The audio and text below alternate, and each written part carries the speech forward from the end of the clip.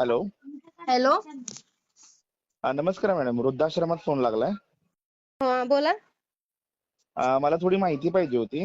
आपले अ, चार्जेस वगैरे कसे आहेत? सर आपण कुठून आहात? मॅडम मी पुण्यावरनं बोलतोय. ओके. आपण म्हणजे काय शेती करता, जॉब वगैरे काय? नाही, मी जॉब करतो, पण शेती वगैरे आहे आम्हाला. अ, ओके ठीक आहे. आमचा पत्ता कोणी दिला तुम्हाला? नाही, माझे एक फ्रेंड आहेत, त्यांच्या अच्छा. रेफरन्सने मिळाला मला. ओके हा. बोला.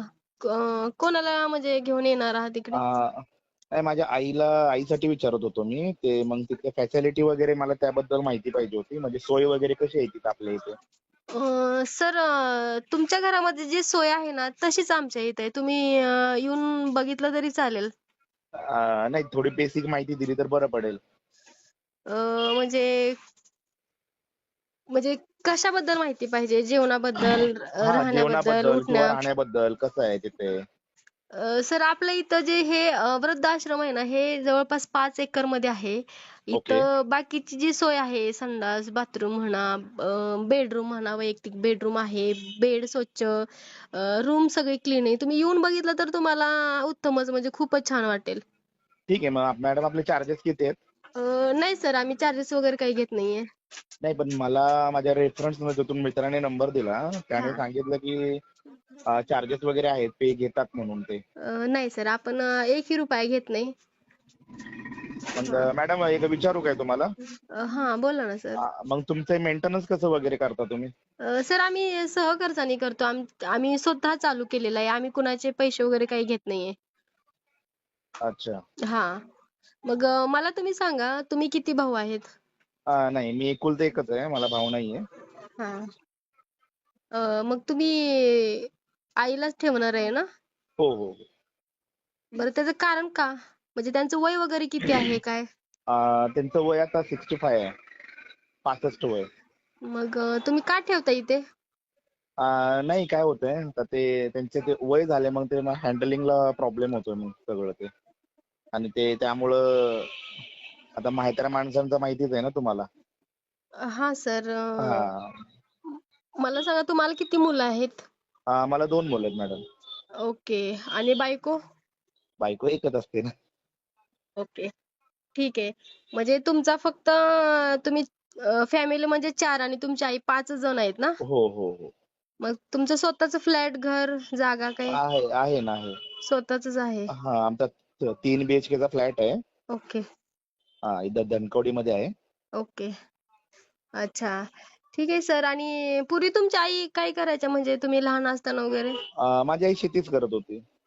मग तुम्ही लहान असताना तुमची आई शेती करायची आणि तुम्हाला काही पाळणा घरमध्ये ठेवलं होतं का? नाही, नाही, आई मलाच सांभाळायची ना. आई कशी पाळणा घरात ठेवेल? ओके. म्हणजे तुम्ही लहान असताना तुमच्या आईने तुमचा सांभाळ केला. हो, हो. म्हणजे तेव्हा तुम्ही आईला जड झाला नाही. म्हणजे तुम्हाला आता आई जड व्हायला लागली का? तसं नाहीये मॅडम. कसं आहे, हां. आता आईचं वय झाल्यामुळं बायकोचं पण पटत नाही. मग त्यामुळं उगाच भांडणं होणं हा पण प्रकार होतोय. मग आणि जर एक मीही मिनिटं, बाहेर असतो कधी-कधी. एक मिनिटं. हां, बोला. ज्या आईने तुम्हाला रात्रंदिवस कष्ट करून, मेहनत करून लहानाचं मोठं केला, मोठं होऊन तुम्हाला एवढ्या मोठ्या सर्व्हिसला लावलं. आज तुम्ही एका म्हणजे बायकोसाठी तुम्ही आईला तुमच्या वृद्धाश्रममध्ये ठेवताय, जिने तुम्हाला 9 महिने पोटात ठेवून कबाड कष्ट केले. म्हणजे त्या कष्टाची तुम्हाला जरा पण जाणीव नाहीये का सर? नाही, नाही. मॅडम तुम्ही बोलताय ते समजतंय मला. हां.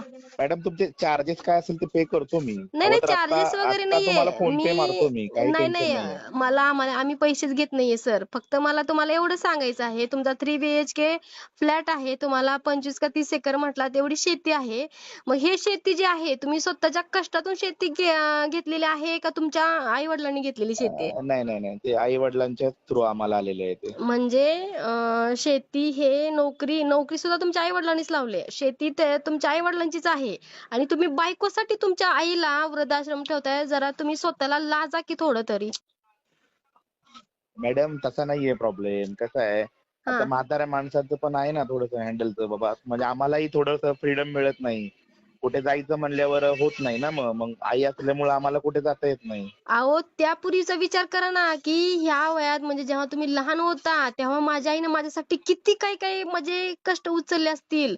आ तुम्ही तो विचार का करत नाही? अहो तुम्ही तर त्या लहान लेकरं आणि म्हातारी माणसं हे एकाच म्हणजे मेंदूचे असतात, कळलं का? तुम्ही त्यांना उलटं लहान लेकरासारखं जपायला पाहिजे.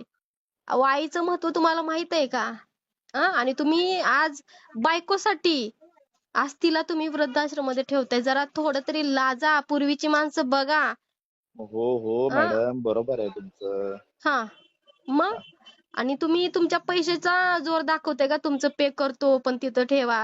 हे चुकीचं आहे सर. असं नाही तुम्ही बोलायला पाहिजे. एक वेळेस तुम्ही बायकोला दापा. बायकोला म्हणा माझी आई इथंच राहणार आणि तू तिची सेवा सगळी केली पाहिजे. तुम्ही कष्ट करताना ठीक आहे. पण बायकोचं कर्तव्य आहे सासूला तुमच्या आईला सांभाळणं. हां? त्या आईच्या ठिकाणी तुम्ही बायकोला ठेवा बरं वृद्धाश्रममध्ये. तिला कसं ठेवणार मॅडम? का? आईचा सांभाळ करा ना तुम्ही. अहो अहो ती तुमच्याकडे अहो एवढा अफाट अहो पैसा आहे मॅडम, तुमच्याकडे. मॅडम दुसऱ्याचं घर सोडून आली ना ती, असं कसं सोडणार तिला? अहो तिनं दुसऱ्याचं घर सोडून आली म्हणून तुमच्या आईनं कष्टाने केलेली एवढी मेहनत आज तुम्ही तिच्या हातात सोपवताय का? अहो त्या म्हाताऱ्या बाईला पैशाची प्रॉपर्टीची कशाची आस नाहीये. अहो तिला तुमची लेकरात तिचा जीव अडकलेला असतो. तुम्हाला म्हणजे आपल्या स्वतःची मुलं म्हणजे त्या म्हाताऱ्या माणसालाच माहिती आहे ते अंतःकरणातून त्यांचं काय त्रास होत असेल ना, एक लेकापासून जर आई तुटत असेल, त्या आईलाच त्रास माहिती असतो. तुम्हाला काय कळणार होय? आज आले 4 मिठ्या मारल्या ते बायकोचं तुम्हाला प्रेम दिसतं. आईचं प्रेम दिसलं का तुम्हाला? हां? तिनं पूर्वी किती कष्ट उचललेलं आहे. आज त्या आई-बापांनी तुम्हाला जन्म दिला म्हणून तुम्ही हे दुनिया बघताय. हा विचार करा ना जरा तुम्ही. एका आईचं तुम्हाला खूप होय लागलंय का जड? एखादी घरामध्ये बाई ठेवा ना नाही नाही, धुणं कसं भांड्याला. आहे, बरोबर आहे, पण याने कसं होईल, आई पण बिना टेन्शनची आणि भांडणं बघणार नाही आणि बायको पण व्यवस्थित राहील हो, बाकी काही नाही. अहो हे सगळं माणसाच्या हातात असतं. घरातल्या बायकांना कसं ठेवायचं. कुठं मेंटॅलिटी आहे नुसता पैसा पैसा पैसा पैसा सगळं नाही हो सर. माणुसकी जपा माणुसकी आणि माणसं सोडा. आपल्या आईला माणसं जपणं झाले ते विशेष वाटतं. एवढे पैसे तुमचे, एवढी शेती आणि एवढं घर तुमचे जाळायचेत का? त्या ठिकाणी घरात म्हातारं माणूस असणं हे अहो तुम्हाला काय सांगायचं, ज्यांच्या घरात आई वडील नाहीत ना त्यांना जाऊन विचारा. आई नसल्याचा काय त्रास होतोय त्यांना. हम्म आणि तुम्ही सरळ म्हणताय वृद्धाश्रममध्ये ठेवायचे म्हणून पटत नाहीये. आज त्या बायकोसाठी का त्या बायकोनं तुम्हाला असं काय प्रेम दिलेलं आहे? हा मॅडम तुमचं बोलणं मी समजू शकतोय. तुमच्याकडे सगळ्या गोष्टी आहेत. तुम्हाला जड नाहीये ती आई. हा एक बरोबर काम आहे. करा, तुम्हाला जर वाटत असेल ना की नाही तुमच्या आईला ठेवायचंच आहे, तर एक काम करा, जसं तुम्ही वृद्धाश्रममध्ये आईला ठेवता ना, तर त्यांच्या आई वडिलाची जे कष्ट कमाई आहे त्यांची घर शेती पैसा ते सगळं तुम्ही अनाथ आश्रमला दान करा. तसं कसं करणार का? मॅडम? मग त्यांनी कमावलेले तुम्हाला पैसे प्रॉपर्टी ठेवायच्यात आणि तुम्हाला आई जड व्हायला लागले का? तुमचे चार्जेस देणारच ना आम्ही. आम्हाला दान नका करू, आम्हाला नका, आम्ही घेणार नाहीये तुमचे डोळे, फक्त आम्ही उघडतोय. आम्हाला दान नकोय. तुम्ही दुसऱ्या ठिकाणी दान करा जाऊन तिकडे. आम्ही तुमची आई सांभाळायला तयार आहे. पण तुम्हाला लाज वाटायला पाहिजे जरा तरी. त्यांची प्रॉपर्टी मॅडम, त्यांची सगळं तुम्हाला पाहिजे, पण आई वडील नको आहेत का? मॅडम असं कसं बोलताय तुम्ही? असं कसं म्हणजे? आम्ही अहो तुम्हाला इन्क्वायरी जरा करायला तरी फोन केलाय, तुम्ही इन्क्वायरी आम्हाला नाहीये. सुनवताय. इन्क्वायरी नाही, तुम्हाला सांगून द्यायला लागलोय, तुम्हाला पटवून द्यायला लागलोय आईचं महत्व काय. अहो त्या ठिकाणी तुम्ही बायकोला दापा, बायकोला सांगा. आज त्या बायकोच्या आईला तुम्ही 4 शब्द बोला बघा. तुमची बायको तुमच्या अंगावर नाही आली ना चप्पल घेऊन, मग कळेल तुम्हाला. अहो ही त्या गोष्ट आईचा बरोबर विचार बोलला घ्या. तुम्ही. हे मी ते सांगते, जाऊन जरा आईजवळ बसा, तिला प्रेमानं तिचा हात हातात घ्या आणि तिला जरा प्रेमाने बोला. नाही ना तिच्या डोळ्यातून अश्रू धड निघालेला, मग तुम्हाला कळेल आईचं काळीज काय ना आईचं प्रेम काय ते. आणि मगच तुम्ही विचार करा अनाथ आश्रममध्ये ठेवायचं की नाही ठेवायचं ते. आज ती पैशाला आणि तुमच्या प्रॉपर्टीसाठी ती जिवंत नाहीये. आज ते तुमच्या लेकरांच्या, तुमच्या आणि तुमच्या लेकरांच्या प्रेमापोटी ती जिवंत आहे, कळलं का? त्यांना फक्त प्रेम पाहिजे असतं, पैसा पैसा प्रॉपर्टी नाहीये बायको सारखं, कळलं का? बरोबर आहे मॅडम तुमचं. त्याच्यामुळे तुम्ही आईला जपा, आईला. नाही मॅडम, तुम्ही बोलताय बरोबर बोलताय तुम्ही. सॉरी, पण काय माझे खरं सांगतो मी, तुम्ही माझे तसे डोळे उघडले मॅडम. मी चुकीचं म्हणजे ठीक तसं आहे हो योग्य सर, मला काय योग्य म्हणायचंय, योग्य मी योग्य ठिकाणी फोन केला असं वाटायला लागलंय मला. मला काय म्हणायचंय, ठीक आहे, जे ते आई वडील आहेत त्यांना पाठिंबा कुणाचाच नाहीये, मुलगा नाही, मुलगी नाही, नातेवाईक, त्यांना ते आमच्याकडे भरपूर लोक आहेत तसे की त्यांना पाठिंबा म्हणजे नाही कोणीच नाहीये, मॅडम, नातेवाईक नाहीत, तुम्ही आई वडील तुम्ही नाहीत, पण बोलताय ना तुम्ही मला, एवढे. हम्म. मला खरंच पटलं ते. माझ्या आईला मीच सांभाळेन आता. ओके शिवाय सर. शिवाय तुमच्या वृद्धाश्रमात कधी काही गरज पडली ना, मला मला सांगा. मी काय आहे ते मदत माझ्याकडनं होईल तेवढी मदत करेन मी. नाही सर, आम्हाला मदतीची गरज नाही, आम्ही फक्त ना सांगून देतो बा ठीक आहे, त्या आई वडिलांना अगर मागे कोणीच नाहीये ना, तर आम्ही तसे आमच्याकडे भरपूर आई वडील आलेले आहेत. पण ज्यांना इतकी प्रॉपर्टी असताना, ज्यांचा इतका मुलगा एवढा सर्व्हिसला, मोठ्या सर्व्हिसला असताना, जर तो जर हा विचार करत असेल, मग काय राहिलं या जगात, काय सुद्धा नाही. नुसतं असं आता विचार चाललेला आहे की नुसते लोक पैशाच्या पाठीमागे लागलेत, ह्यांना माणुसकी राहिलेली नाहीये. नाही मॅडम, बरोबर बोलताय तुम्ही. तुम्हाला तुमचं बोलणं मला पटलेलं आहे ते.